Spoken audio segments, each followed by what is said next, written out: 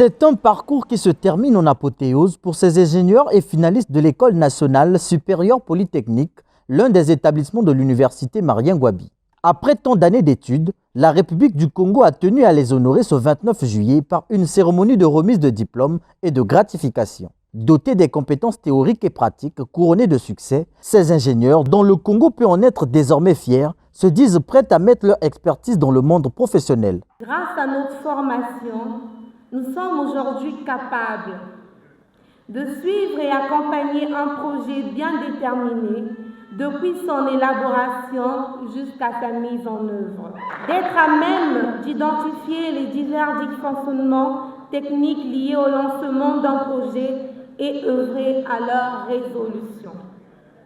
De veiller à la conformité d'un produit ou d'un service ainsi qu'au respect du cahier des charges. D'appréhender toutes les implications éventuelles d'un projet, notamment les implications budgétaires, humaines, commerciales, environnementales, et d'apporter les solutions appropriées. Moi, je suis dans l'agroalimentaire et je rêverais à ce que le Congolais puisse manger Made in Congo. Ça veut dire les produits qui sont faits par nous-mêmes, produits par nous-mêmes. Donc c'est un peu ça mes ambitions. Et dans un monde professionnel, pourquoi pas créer une entreprise qui sera dans l'agroalimentaire. L'une des problématiques qui parfois constitue un verrou pour les finalistes, l'intégration dans le monde du travail.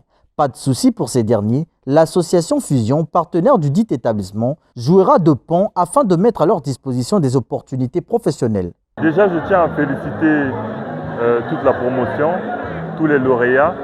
Et ce genre d'événement est une fierté nationale en réalité parce qu'elle permet de mettre en lumière les ingénieurs qui sortent de cette école. Nous autres, association Fusion, encourageons ce genre d'initiative parce que nous œuvrons dans l'insertion professionnelle de ces étudiants. Nous servons de passerelle, c'est-à-dire entre les étudiants et le monde professionnel.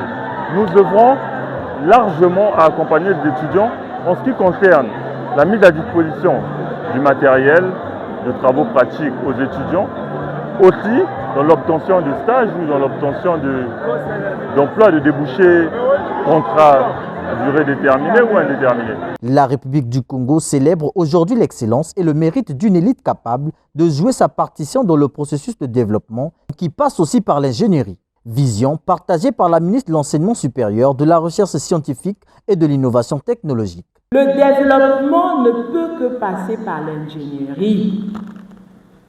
Le développement passera par vos capacités, votre expertise, ou il ne sera pas.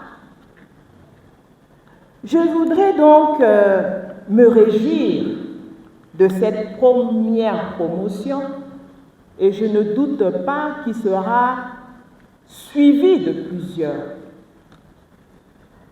Nous célébrons l'intelligence, nous célébrons la connaissance dont nous repoussons chaque jour les limites. Vous êtes des cadres formés, très bien formés. Vous allez probablement servir aussi bien dans le secteur privé, peut-être dans le secteur public, mais je ne doute pas que vous allez pouvoir remplir, réaliser, ainsi que vous l'avez dit ici, votre responsabilité sociétale. Cette première promotion des ingénieurs sortis de cette école est baptisée Jean-Jacques Bouya pour l'excellence, parrain de cet événement.